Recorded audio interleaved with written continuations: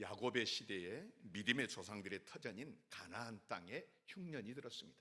그 흉년이 얼마나 심했던지 성경의 기록은 기근이 온 세상에 심함이었더라. 그때 야곱의 가족은 이제 먹을 것이 다른 사람들과 마찬가지로 떨어져서 굶어 죽을 지경이 되니까 이제 야곱이 어떤 이야기를 들은 이야기를 합니다. 아들들에게 들으니까 애굽에 곡식이 있다고 하는데 너희는 거기로 가서 곡식을 사오너라. 그렇지 않으면 얼마 있으면 우리가 굶어 죽을 것이다 하고 이야기를 했습니다. 아버지의 말씀을 따라서 요셉의 10명의 형들이 애굽으로 돈을 준비해 가지고 곡식을 사러 갔습니다. 요셉의 형들은 애굽의 총리가 자기들이 팔아버렸던, 그래서 죽이려고 했던 동생 요셉인 것을 꿈에도 생각을 못했습니다. 요셉이 17살이니까 한참 자랄 나이였고, 이제 세월이 지나면 성장하면서 얼굴이 변하지 않겠습니까? 또 애굽에서 살았으니까 이제 13년이 지난 후니까 상당히 얼굴이 변했을 것입니다. 이때는 13년이 아니라 한 20년 가까이 됐겠네요. 이제 그래서 그들이 앞에 못 알아봤습니다. 근데 요셉은 형들을 금방 알아보고는 모른 채 했습니다. 그리고는 형들을 시험을 하는 것입니다. 너희들과 이 나라를 정탐하려고 온 간첩들이지 하고 몰아세웠습니다. 형들은 극구 부인을 하면서 우리 형제가 원래는 12명인데 막내는 아버지 집에 아버지와 함께 있고, 그리고 그 위에 또 하나 있었는데, 형제가 하나 있었는데 없어졌습니다 하고 이야기를 합니다. 그러자 애굽의 총리는 너희 말이 사실이라면 너희 중에 한 사람은 여기 남겨두고 나머지는 양식을 가지고 갔다가 다음에 올 때에 막내를 데리고 와라. 그래야 너희 말이 진실인지 아닌지 그렇게 알아보겠다. 형들은 할 수 없이 그렇게 하겠다고 했습니다. 그러면서 서로에게 한 말이 있습니다. 창세기 42장 21절 말씀입니다. 그들이 서로 말하되 우리가 아우의 일로 말미암아 범죄하였도다. 그가 우리에게 애걸할 때에 그 마음의 괴로움을 보고도 듣지 아니하였으므로 이 괴로움이 우리에게 임하도다.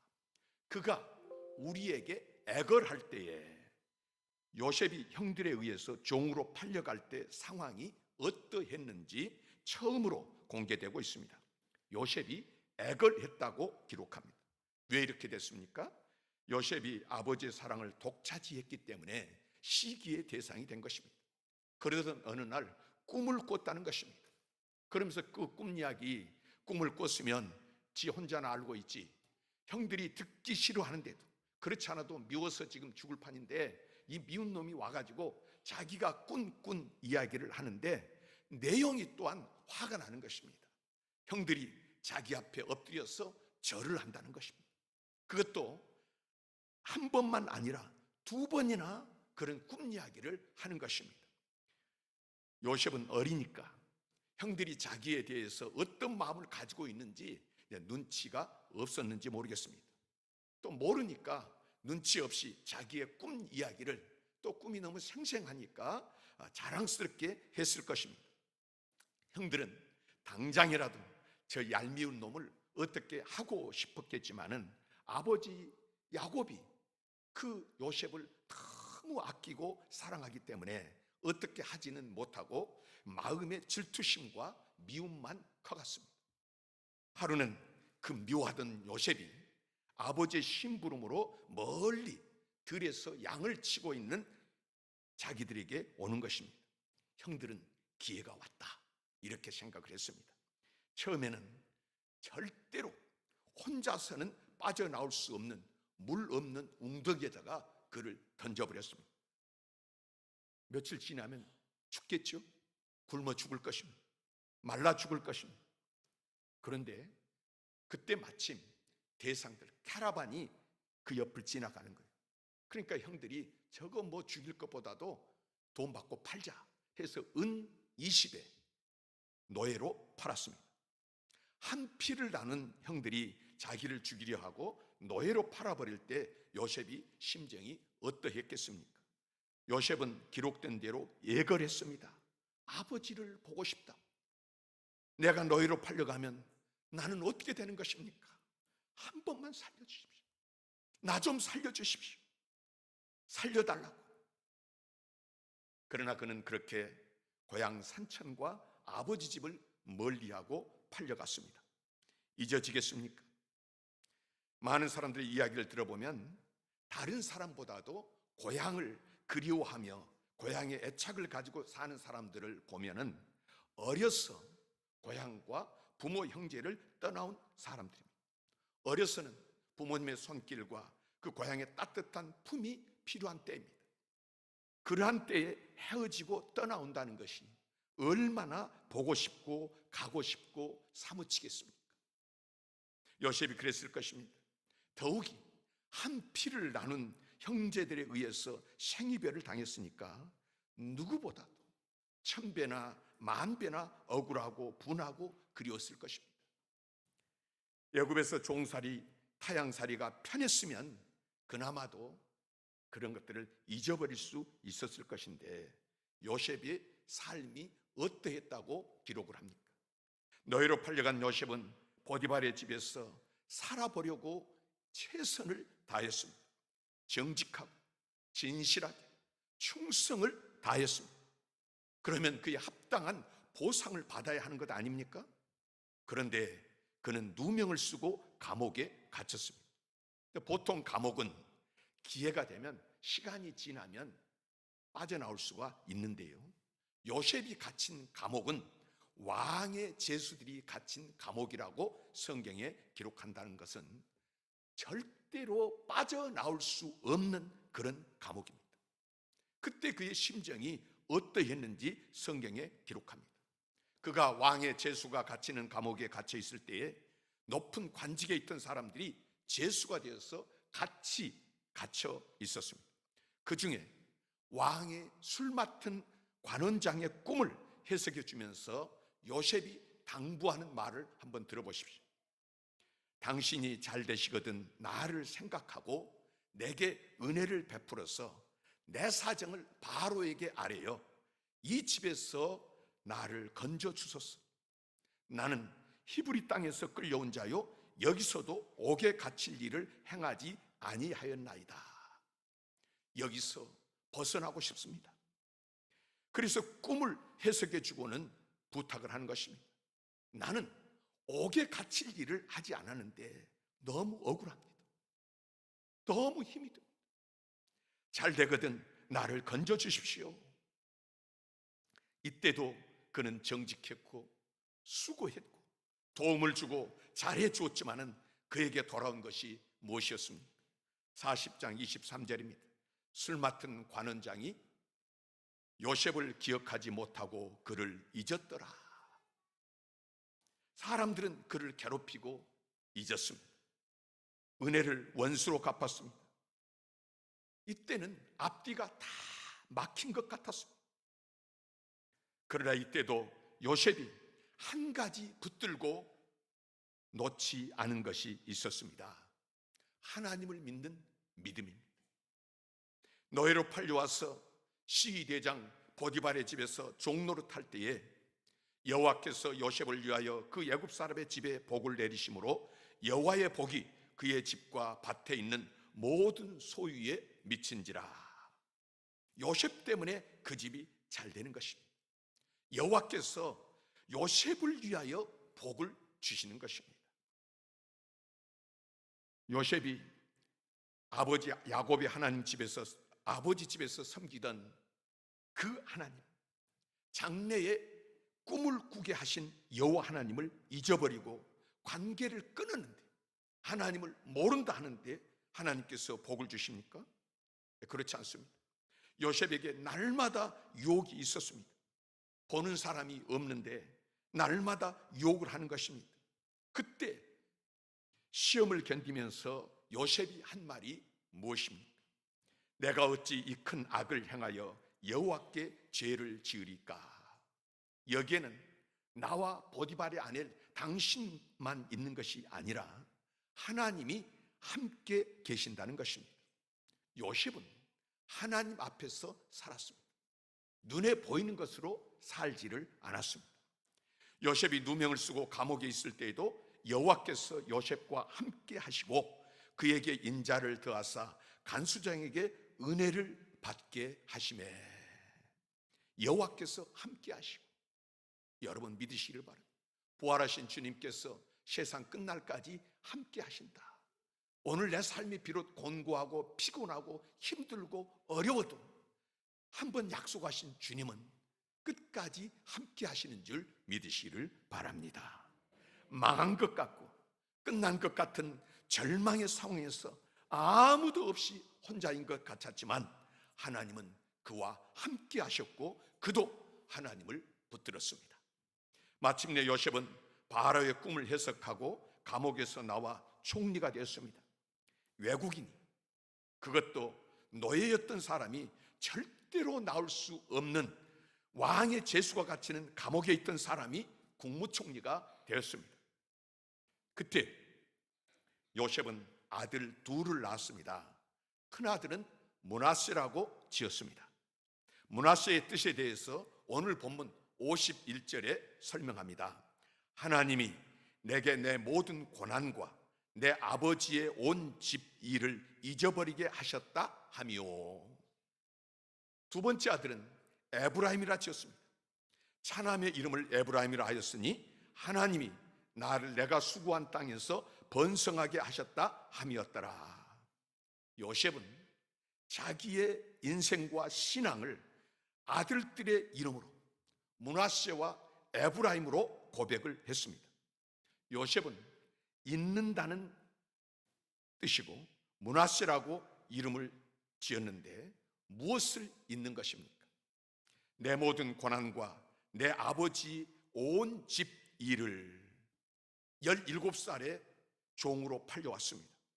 13년 동안 종살이와 감옥살이 두 가지만 했습니다. 종살이, 노예살이, 감옥살이. 인생의 밑바닥을 헤매면서 살았습니다. 둘 다 사람 취급을 못 받는 것입니다. 한마디로 죽을 고생을 한 것입니다. 왜 이 고생을 했습니까? 아버지의 온 집의 일 때문이었습니다. 아버지가 자기만을 편애한 일, 형들의 미움을 받는 일, 형들이 죽이려고 구덩이에 던지고 돈을 받고 이방인에게 팔아버리고 누명을 씌우고 감옥에 가두고 힘이 생기면 복수하고 싶은 원한이 부글부글 끓었을 것입니다. 힘 있는 사람이 원한을 풀려고 하면 무서운 것입니다. 요셉이 형들을 죽이려고 하였으면 얼마든지 죽일 수 있었습니다. 총리가 된 후 보디발 아내 한 명 죽이는 것은 문제도 아니었습니다. 그러나 요셉은 잊었습니다. 요셉은 므낫세 하였습니다. 히틀러가 유대인들을 학살하게 된 동기가 몇 가지 있는데 그 중에 한 가지가 미술 선생님과의 관계입니다. 히틀러는 처음에 미술가가 되고 싶었습니다. 그림을 잘 그렸습니다. 지금도 히틀러의 그림이 참 잘 그린다 사람들이 이야기합니다. 인류 미술가를 뺨칠 정도였다고 합니다. 그는 비엔나로 가서 미술 공부를 하고 싶어 했습니다. 1907년 히틀러는 미술학교에 지원했는데 불합격했습니다. 그 이듬해에 재시험을 쳤는데 그때도 불합격하였습니다. 그런데 불합격시킨 시험관 7명 중에 4명이 유대인이라는 사실을 알았습니다. 그렇지 않아도 어머니 때문에 또 사귀었던 유대인 여자 때문에 유대인을 증오하고 있었는데 그 미움에 휘발유를 끼얹는 것이 되었습니다. 그는 말했습니다. 나를 낙방시킨 유대인들은 보복을 받으리라. 히틀러는 정권을 잡자마자 원한을 풀기 시작했습니다. 역사상 가장 무서운 민족 학살이 시작된 것입니다. 정말 역사는 묘한 것입니다. 그 유대인 선생님이 히틀러를 사랑하고 미술가로 길렀더라면 유대인들 600만 명은 학살당하지 않았을 것입니다. 한이라고 하는 것이 이렇게 무서운 것입니다. 잔인한 것입니다. 그러나 유대인들만의 잘못입니다. 그 한이 있을 때 그 한을 어떻게 풀어야 되는가? 한을 품고 그 한을 풀기로 했으면 요셉보다 더한 사람은 없을 것입니다. 그런데 요셉은 그렇게 하지 않았습니다. 므낫세 하였습니다. 그리고 에브라임 하였습니다. 나를 내가 수고한 땅에서 번성하게 하셨다. 가장 밑바닥에 있던 인생, 절대로 일어날 수 없는 인생이 번성하였습니다. 어떻게?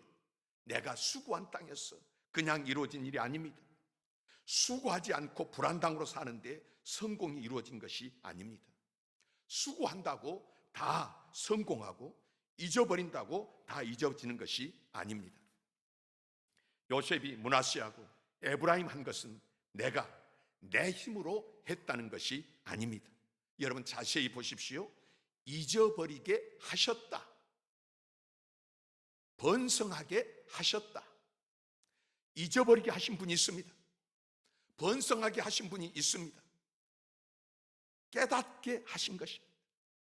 돌아보니까 나의 나된 것은 하나님의 은혜였습니다. 걸음걸음마다, 일마다, 때마다 하나님의 손길이 있었고 인도하심과 계획하심이 있었습니다. 그냥 꿈을 꾼 것이 아닙니다. 그냥 노예가 된 것이 아닙니다. 누명 쓰고 죽으라고 감옥에 가둔 것이 아닙니다. 나를 나되게 하시려고 총리가 되고 아버지 집과 민족을 살리고 믿음의 조상들에게 하신 약속을 이루시려고 나를 부르시고 나를 사용하신 것입니다. 그래서 그때 그 일이 있었습니다. 너무도 답답하고 힘이 들어서 억울하고 분하다고, 그리고 만나는 사람에게 나 좀 살려주십시오, 나를 기억하고 꺼내 주십시오 하면서 몸부림치면서 산 때도 있었습니다. 그래도 그는 아무리 힘들고 어려워도 세상에 세찬 바람이 불어와서 의심이 생기는 겁니다. 과연 하나님이 살아계신다면 내가 이 고생을 해야 되는가? 살아계시는가? 의심이 생길 때도 있었습니다. 방황할 때도 있었습니다. 그는 한 가지 놓치지 않고 붙잡은 것이 있었습니다. 아버지 야곱의 하나님을 나의 하나님으로 믿는 믿음의 끈을 놓지를 않았습니다. 그런데 어느 순간에 여기에 와 있는 것입니다. 하나님이 므낫세하게 하셨습니다. 하나님이 내게 내 모든 고난과 내 아버지의 온 집 일을 잊어버리게 하셨다. 참고 견디고, 그래서 내가 버티다가 잊어버린 것이 아니고 하나님께서 채워주시고 열어주심으로 말미암았어. 그 일을 통해서 내가 단련받고 훈련되고 내가 오늘 이 자리에 섰다. 하나님께서 므낫세게 하셨습니다. 그 일들을 통해서 하나님의 손길을 깨닫게 하시고 알게 하심으로 잊어버리게 하셨다 하고 고백을 하는 것입니다. 하나님이 에브라임 하게 하셨습니다. 하나님이 나를 내가 수고한 땅에서 번성하게 하셨다. 수고하고 애쓰고 노력했는데, 그런데 무너진 사람이 있고 안 된 사람이 있는데 하나님께서 나에게 이렇게 번성케 하셨다. 여러분, 이 사람 요셉의 길이 예수 그리스도 안에서 부름받은 사람, 부활하신 예수 그리스도와 동행하는 사람의 길인 줄 믿으시기를 바랍니다. 하나님이 함께하는 사람, 세상 끝날까지. 그러므로 우리가 어떤 상황에서도 하나님을 붙드는 그 믿음, 그 사람에게 주님께서 고백하게 하시는 것입니다. 므낫세하고 에브라임 하게 하셨습니다 하는 요셉의 고백이 저와 여러분들의 인생 여정, 신앙 여정의 고비고비마다, 그리고 마지막에 이 고백이 우리 하나님께서 저와 여러분들이 하는 고백이 되기를 원하시고 이 말씀을 주신 줄 믿습니다.